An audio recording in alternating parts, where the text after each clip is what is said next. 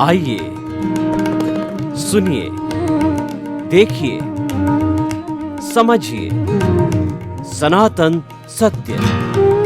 जैसी दृष्टि वैसी सृष्टि, दृष्टि विज्ञान। कुदरत, कुदरती रचना एवं कुदरत के कानून से शाश्वत सुख की प्राप्ति। जोधपुर के परम पूज्य महात्मा उपासक प्रोफेसर डॉक्टर सोहन राज तातेड़ के निर्देशन में सनातन सत्य। जैसी दृष्टि वैसी सृष्टि, दृष्टि विज्ञान।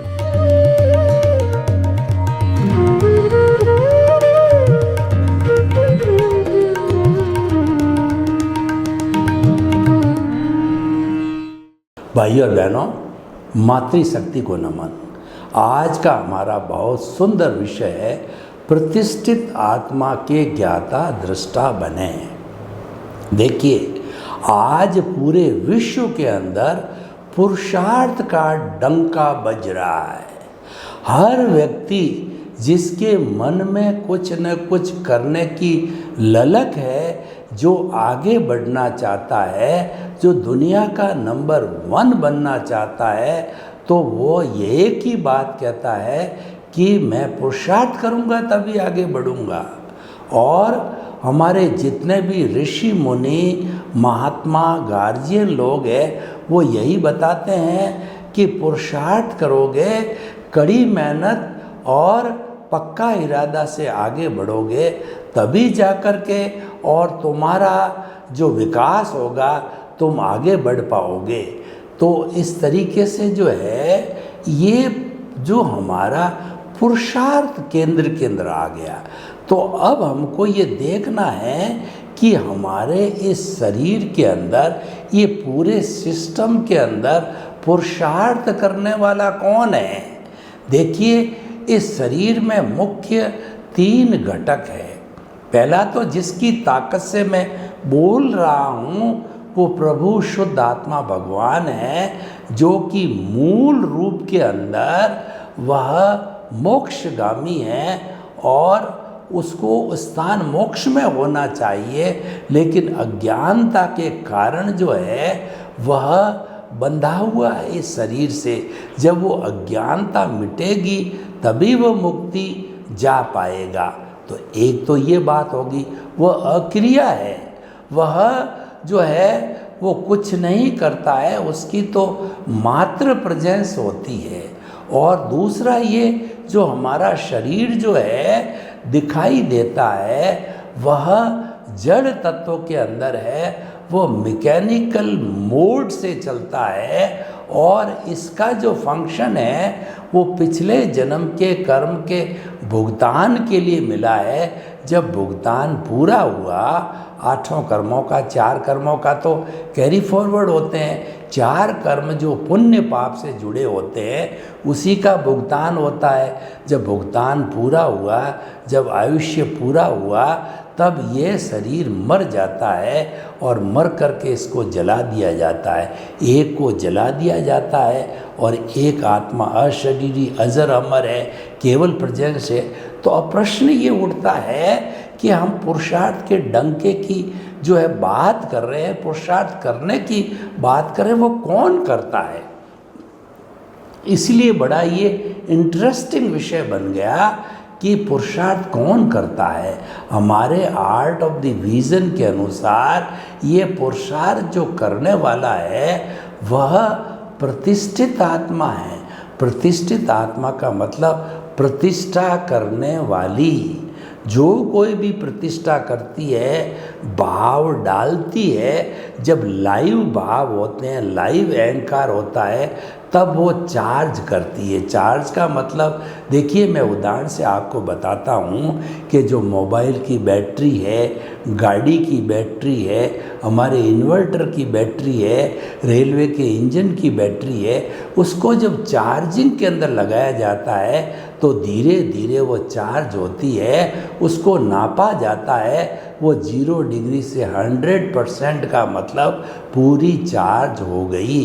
तो इसको चार्ज करता है लाइव अहंकार, तो इसको चार्जिंग बोला जाता है। ये चार्जिंग होता है प्रतिष्ठित आत्मा के अंदर, वह चार्जिंग प्रतिष्ठित आत्मा है। और देखिए, एक ही जन्म में आत्मा वही है, कई फंक्शन करती है। जब वो चार्जिंग कर रही है नए नए भाव डाल करके, लाइव अहंकार के कारण, लाइव अहंकार भी प्रतिष्ठित आत्मा, प्रतिष्ठा संबंधी पूरा सिस्टम प्रतिष्ठित आत्मा में रहता है। इसलिए प्रतिष्ठित आत्मा का अकाउंट बहुत बहुत बड़ा अकाउंट है। इसको हम कंपेयर कर सकते हैं वो तेजस शरीर के द्वारा, या सब कॉन्शियस माइंड से हम इसको कंपेयर कर सकते हैं। तो अब आप देखिए कि ये प्रतिष्ठित आत्मा जो है वह इसके अंदर सारा रूपांतरण होता है। अब कैसे होता है कि लाइव अहंकार से तो चार्ज होता है, और चार्ज होने के बाद में जब हम नेक्स्ट बर्थ के अंदर जन्म लेते हैं, उसी क्षण से वो मन वचन काया की बैटरी वो डिस्चार्ज होनी चालू हो जाती है। तो वो डिस्चार्ज प्रतिष्ठित आत्मा कहलाती है। वो मैकेनिकल मोड होता है, क्योंकि उसमें करेक्शन देने की गुंजाइश नहीं है। चार्ज प्रतिष्ठित आत्मा में अभी हम जिंदे हैं, तो जिंदे हैं तो करेक्शन दे सकते हैं। करेक्शन देने का अर्थ कैसे होता है मैं आपको बताऊं। 3 घंटे का हमारा पेपर है और हम आंसर शीट लिख रहे हैं, तो अभी हमने 3 घंटे पूरे नहीं हुए, 2.5 घंटे हमने संपन्न किया और फिर देखा कि अभी आधा घंटा पड़ा है, तब उसमें हमने करेक्शन किया, डिलीशन किया, एडिशन किया, कुछ जोड़ा तोड़ा, तो वो सारा काम हम कर सकते हैं, क्योंकि अभी जिंदे हैं। अभी उसके अंदर स्कोप है हमारा जो है करेक्शन करने का। तो वो तो जिंदी अवस्था में हो सकता है, और मरने के बाद जो डिस्चार्ज होता है नेक्स्ट बर्थ के अंदर, उसके अंदर करेक्शन की गुंजाइश नहीं होती है। तभी उसको मैकेनिकल मोड कहते हैं। एक भी अतिरिक्त सांस उसमें जोड़ने की हमारे पास गुंजाइश नहीं होती है। इसीलिए हम कहते हैं मन वचन काया तथा उससे जुड़ी हुई हर अवस्था मात्र कुदरती रचना होती है। उसको कुदरती रचना मानो, यही ज्ञाता दृष्टा है, क्योंकि चेंज करने का ऑप्शन है ही नहीं। तो हमारे पास में क्या ऑप्शन है? हमारे पास तो ऑप्शन ये है कि ये जो संजोग के अधीन चल रही है, ये कुदरत के अधीन चल रही है, इसकी क्रिएटर ऑपरेटर डेस्ट्रॉयर कुदरत है। हम उसको मान्य करो, हम उसको देखते रहो। यही आज का हमारा विषय है कि प्रतिष्ठित आत्मा जो डिस्चार्ज हो रही है उसको देखते रहो, जानते रहो। यानी उसके जो हमारे मन वचन काया जो क्रिया कर रहे हैं उसको देखते रहो। मन के द्वारा जो है हम चिंतन करते हैं, वचन के द्वारा हम बोलते हैं, और काया के द्वारा हम सब तरह की दूसरी एक्टिविटी हलन चलन करते हैं। तो इस तरीके से जो है ये हमारा चार्ज और डिस्चार्ज हो गया। तो इसको देखना हमारा जो आर्ट ऑफ द विजन है वो भावों के आधार पर है, वो क्रिया के आधार पर नहीं है। क्रिया के द्वारा पुण्य पाप होता है। जो मन वचन काया की शुभ क्रिया के द्वारा जो है पुण्य का बंध होता है, निर्जरा भी होती है, लेकिन उस पुण्य का बंध है वह हमारे को अच्छी गतियों में घुमाने वाला है। मनुष्य गति और देव गति में घुमाने वाला। जब घुमाने की बात करते हैं तो वह भी संसार है। वह चाहे सोने की बेड़ी हो चाहे लोहे की बेड़ी हो, दोनों संसार है। जो पुण्य है वो सोने की बेड़ी और पाप है वो लोहे की बेड़ी है। ये 2 तरह के कैदी होते हैं। एक तो साधारण कैदी होता है जो कि जो है वो बेचारे काल कोठरी में डाल दिया जाता है, और एक जो कैदी होता है बहुत वीआईपी होता है। और वीआईपी कैदी जो है वह वीआईपी कैदी वो उसको सोने की बेड़ी सोने की बेड़ी पहनाई जाती है, और क्योंकि वो वीआईपी है, अब फर्क क्या पड़ेगा? एक जो है वह सोने की बेड़ी वाला, एक लोहे की बेड़ी वाला, दोनों तो कैदी है ही है। तो ये पुण्य पाप में घुमाने वाला है, ये हमको गतियों में घुमाने वाला होता है। तो अब आप देखिए कि हमको इससे ऊपर उठना है, तो ये मैकेनिकल मोड चलता रहता है। अब देखिए कि हम ऊपर पहले हम देख लेते हैं कि ये चार्ज कैसे होता है, चार्जिंग का मेथड देखते हैं। फिर जो है पुण्य पाप से ऊपर जो है हम सीधे जिससे बात करनी है, जो मुक्ति में जाने वाला प्रभु है, उसके बीच में नो वाया मीडिया, डायरेक्ट मैं मेरे से बात करूं, मैं बोल रहा हूं, बोलाने वाली ताकत मेरे भीतर विराजमान शुद्ध आत्मा है और मैं बोल रहा हूं, तो मैं उससे क्यों न बात करूं। वाया मीडिया बिचौलिए की कोई आवश्यकता नहीं है। और ये जो पुण्य पाप गतिविधियाँ, ये बिचौलिया है, बिचौलियों की क्या जरूरत है? ये टाइम कंज्यूमिंग होता है। आप तो डायरेक्ट बात कीजिए। तो अब आप देखिए, पहले हम जो है ये देख लेते, पहले हम ये देखते हैं कि ये किस तरीके से चार्जिंग होता है। ये हमारी प्रतिष्ठित आत्मा है, एक प्रोसेसिंग फैक्ट्री है। इस प्रोसेसिंग फैक्ट्री के अंदर मन, बुद्धि, चित्त और अहंकार, ये चार घटक होते हैं। उससे जो है कर्मों का बंधन होता है, उससे भावों की प्रतिष्ठा होती है, जो इसका नाम प्रतिष्ठित आत्मा है। और उस जैसी प्रतिष्ठा होती, जैसे भाव होते हैं, भाव तीन तरह के होते हैं। एक तो भाव होता है हमारा अशुभ भाव।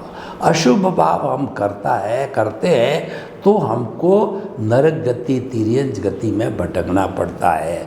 दूसरा शुभ भाव है, जो कि पुण्य पाप से जुड़ा हुआ है, हमारे मन, वचन, काया की शुभ प्रवृत्ति है, यह पुण्य देती है।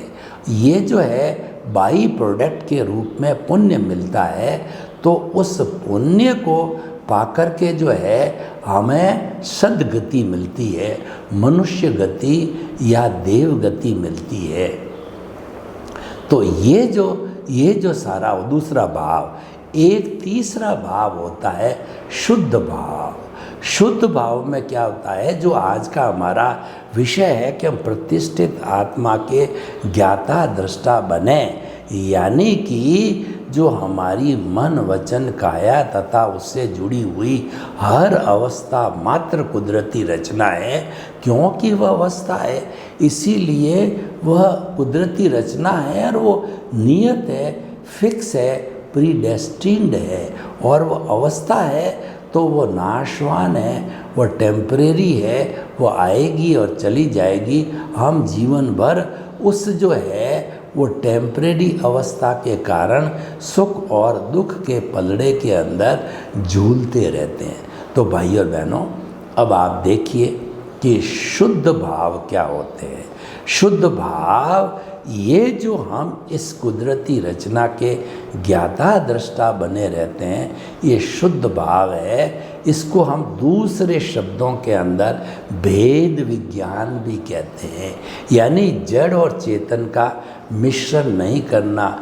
शरीर जड़ है, ये अपना काम कर रहा है, ऑटो मोड से चल रहा है, और मैं तो मन, वचन, काया से मुक्त ऐसा शुद्ध आत्मा हूँ, जो हमने हमारे आर्ट ऑफ द विजन दिमाग में समझ के अंदर एक प्रतिष्ठा, भावों की प्रतिष्ठा कर दी कि मन, वचन, काया कुदरती रचना से मुक्त ऐसा मैं शुद्ध आत्मा हूँ। तो उस शुद्ध आत्मा की हमने प्रतिष्ठा करके उसको केंद्र में स्थापित कर दिया। और जो केंद्र बिना परिधि के केंद्र होता नहीं है, और जब हमारे सामने भुगतान बाकी है, यानी हमारा व्यवहार जगत बाकी है, जो व्यवहार शुद्धि बिना निश्चय शुद्धि नहीं है, वो भुगतान है, हिसाब है, परिणाम है, उसका लेन देन है, उसका तो क्लियर करना पड़ेगा, तभी मुक्ति होगी। तो वो सारा जब होता है तो हम जो है उसको देखना, उसको भेद विज्ञान करना, जड़ अलग, चेतन अलग, मैं तो जो है शुद्ध परमात्मा स्वरूप हूँ, मैं तो अनंत ज्ञान, अनंत दर्शन, अनंत शक्ति, अनंत सुख का धाम हूँ, मैं अव्याबाद हूँ, मैं टंकोत्कीर्ण हूँ, मैं अजन्मा हूँ। तो इसके प्रभु की भजना करना, प्रभु के गुणों को याद करना, प्रभु के परिपार्श्व के अंदर भावों के द्वारा बैठना, प्रभु से वार्तालाप करना, प्रभु को रिझाना और प्रभु से संकल्पित होना, प्रभु मुझे शक्ति दो, मैं आपको आज़ाद करा करके मोक्ष में भेजूं। इस तरीके से जो सीधा वार्तालाप होता है वह हमारा भेद विज्ञान कहलाता है। यानी अल्टीमेटली हमारी चेतन तत्व के साथ में अज्ञानता जो कि जड़ है उसका एक परमाणु भी भीतर नहीं रहना चाहिए। कैसे? देखिए, हमारे शरीर के अंदर घाव हो जाता है तो घाव होने पर रस्सी पड़ जाती है, पस हो जाती है, फिर डॉक्टर वो चीरा लगा करके पूरी पस को बाहर निकाल करके बेटाडीन आदि 2, 4, 5 पट्टी करता है तो वह घाव मिल जाता है। और घाव वो अच्छी तरह से मिल जाता है तो फिर कोई दर्द नहीं होता है। और उसमें एक परमाणु भी रस्सी का रह गया, वो रस्सी का, पस का एक परमाणु है, वह हमारी चेतना के साथ में वो जो है जड़ का एक परमाणु गिना जाए तो फिर वो कष्ट करेगा, फिर वो घुमाएगा हमारे को गतियों के अंदर, और वो नहीं होता है तो तुरंत आत्मा इस अज्ञानता को छोड़ करके सिद्ध बुद्ध और मुक्त बन जाती है। तो भाई और बहनों, हमको ज्ञाता दृष्टा किसका बनना है? ये प्रतिष्ठा करने वाली आत्मा है। तो हम बात कर रहे थे कि ये जो प्रोसेस हाउस है मन, बुद्धि, चित्त और अहंकार, तो मन क्या करता है कि जो हमारी 5 इंद्रियों के जो विषय है, वो विषय जो इंद्रियां हैं अपने अपने विषय का विषय देकर के मन मैनेजर को दे देती है। तो मन जो है अब वो उसको बुद्धि को देती है, क्योंकि मन निर्णय नहीं कर पाता, बुद्धि एक न्यायाधीश का काम करती है। तो जो पैम्पलेट आते हैं मन से, जो बुद्धि को भेजती है, विकल्प भेजती है, वो पैम्पलेट्स कहलाते हैं। और मन एक काम और करता है कि वह हमारा वर्तमान का चिंतन तो करता ही है और भूतकाल की जो है वह कहना चाहिए स्मृति कर लेता है और भविष्य काल की कल्पना भी करता है। तो मन के 2 विभाग हो गए। तो जो हमने जो ये जो है बुद्धि को दिया, बुद्धि निर्णय नहीं दे पाती, तो बुद्धि का मालिक चित्त होता है। चित्त है वो चेतना की शक्ति है, चित्त चेतना का अंश है, चित्त परमानेंट है, मन टेम्परेरी है, मन नौकर है, मन पौद्गलिक है। मनन से पहले मन नहीं होता, मनन के बाद मन नहीं होता, केवल मनन के समय मन होता है, मन को पैदा किया जाता है। ये तो बेचारे मन को दोष दिया जाता है, क्योंकि वो इमीडिएट हमारे संपर्क में आने वाला मन ही है। जैसे कि दूध होता था पहले राजाओं के टाइम में, तो सबसे पहले संपर्क में वही आता था, तो इसीलिए उसको कोई मार नहीं सकता था। क्यों नहीं सकता था? मार क्यों नहीं सकता था? क्योंकि एग्रीमेंट था, वो तो बेचारा डाकिया है, वो तो हरकारा है, वो पोस्टमैन है, वो तो खाली पोस्ट देने के लिए आया है, उसको क्यों मारा जाए? वो तो एक सिस्टम के तहत काम कर रहा है। तो हमारा मन को हम दोष देते हैं। मन लोभी, मन लालची, मन चंचल, मन और मन के मते न चालिए, पलक पलक मन और। तो हम उस मन को जो है दोष देते हैं। वास्तव में विक्षिप्त होता है मालिक, चित्त होता है, तब मन जो है उसका आदेश मान करके विक्षिप्त होता है। अब चित्त क्या है? एक सीसीटीवी कैमरे का काम करता है। तो जो प्रपोजल आए हैं, जो पैम्पलेट आए हैं, उसके फ़ोटो खींचता है। 4-5 विकल्प आ गए। कैसे पैम्पलेट आ गए?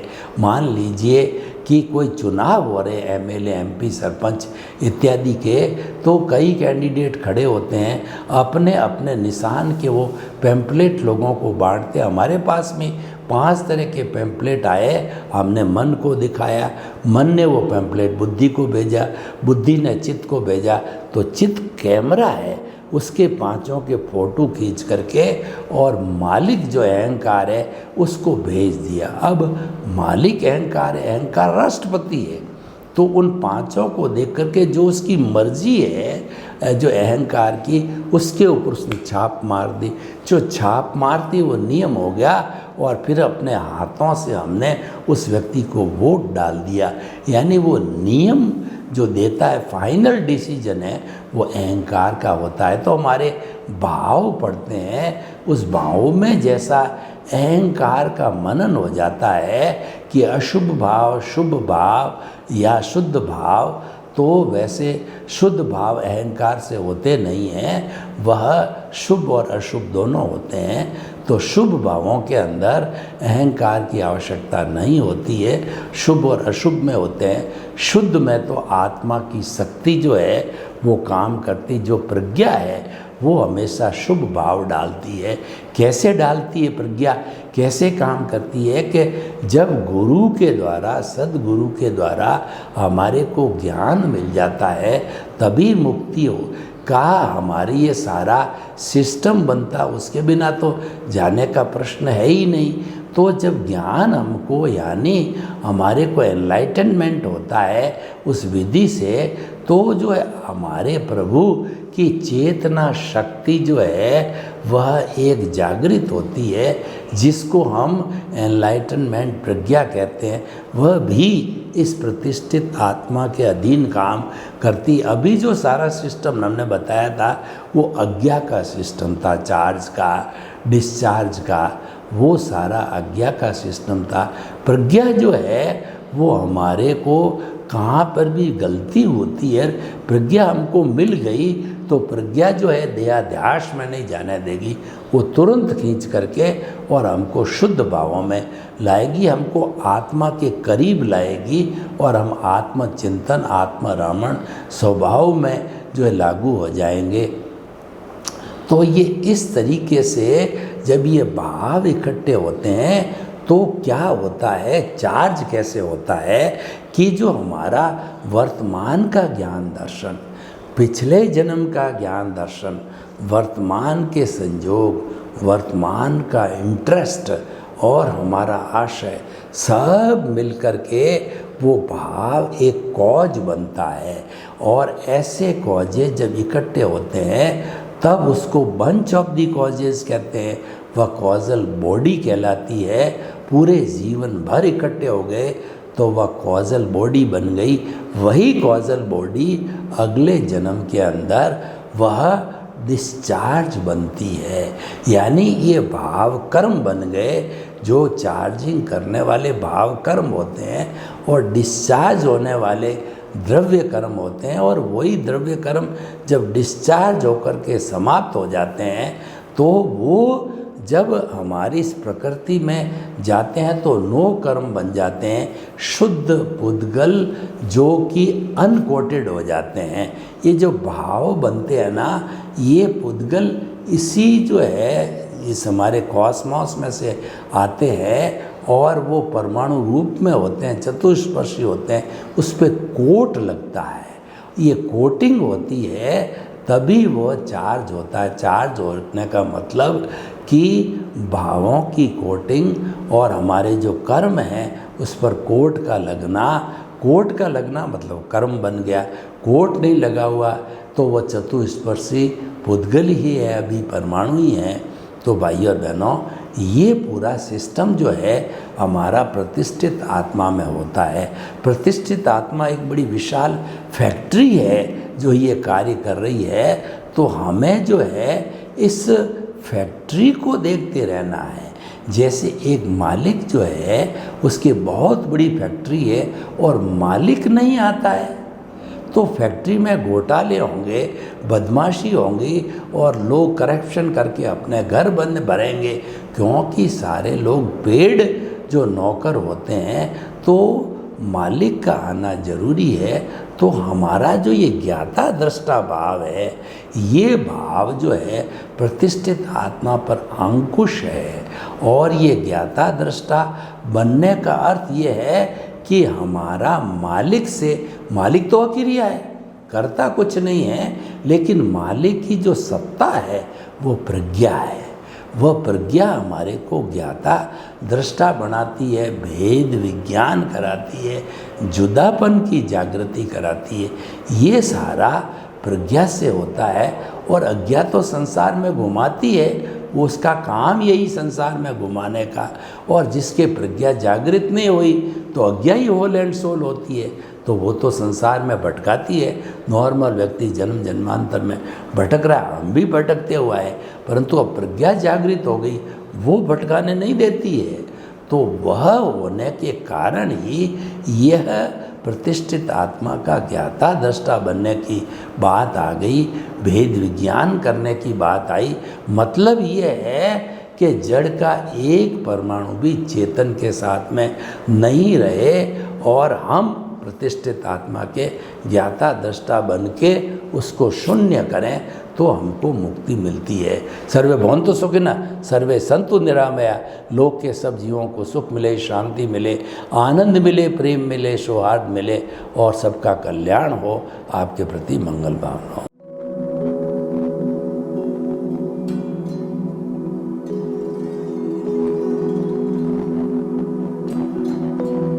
एक ऐसा अंतर्राष्ट्रीय ख्याति प्राप्त मानव जो गुरु प्रेरणा से पिछले 20 वर्षों से वानप्रस्थ जीवन जीते हुए 24 घंटे मानवता की सेवा में संलग्न है। एक ऐसा मानव जो अभी राष्ट्रीय, अंतर्राष्ट्रीय टीवी चैनलों पर 7,500 एपिसोड के माध्यम से सनातन सत्य, आत्मविज्ञान एवं पुनरुत्थान व्यवहार एवं निश्चय जगत के जीवनोपयोगी विषयों पर हृदय स्पर्शी प्रवचन कर चुका है। उस मानव का नाम है महात्मा उपासक प्रोफेसर डॉक्टर सोहन राज तातेड़। प्रोफेसर तातेड़ द्वारा योग, दर्शन, शिक्षा विषयों पर रचित पीएचडी स्तर के 250 शोध ग्रंथ भारत के 100 प्रतिष्ठित विश्वविद्यालयों में शोधार्थी पढ़ रहे हैं तथा वे सभी शोध ग्रंथ वहां की सेंट्रल लाइब्रेरियों में उपलब्ध हैं। महात्मा सोहन राज ने अभी तक हजारों स्कूलों, कॉलेजों, विश्वविद्यालयों एवं संस्थाओं में सेमिनार, वर्कशॉप, कैंप लगाकर लाखों विद्यार्थियों को योग, दर्शन, शिक्षा का प्रशिक्षण देकर उन्हें सुसंस्कारित किया। डॉक्टर तातेड़ ने भारतीय संस्कृति उत्थान के 4000 से अधिक समसामयिक विषयों पर आर्टिकल लिखकर ऑनलाइन जर्नल, पत्रिकाओं, वेबसाइट्स पर प्रकाशित किया, जिसका उपयोग लाखों पाठक कर रहे हैं। उपासक तातेड़ के 5000 से अधिक आज का सुविचार, आज का शुभ संदेश, आज का मंगल भावना योग आदि चिंतन websites, Twitter, blogger, Facebook, YouTube माध्यमों से लाखों लोग अपना जीवन निर्माण कर रहे हैं। मानवता के मसीहा ऐसे महामानव महात्मा सोहन राज तातेड़ के प्रोफाइल को अभी तक विश्व के 20 लाख दर्शक यूट्यूब पर, 12 लाख गूगल पर एवं लाखों दर्शक फेसबुक, ब्लॉगर, ट्विटर और इंस्टाग्राम पर देख चुके हैं।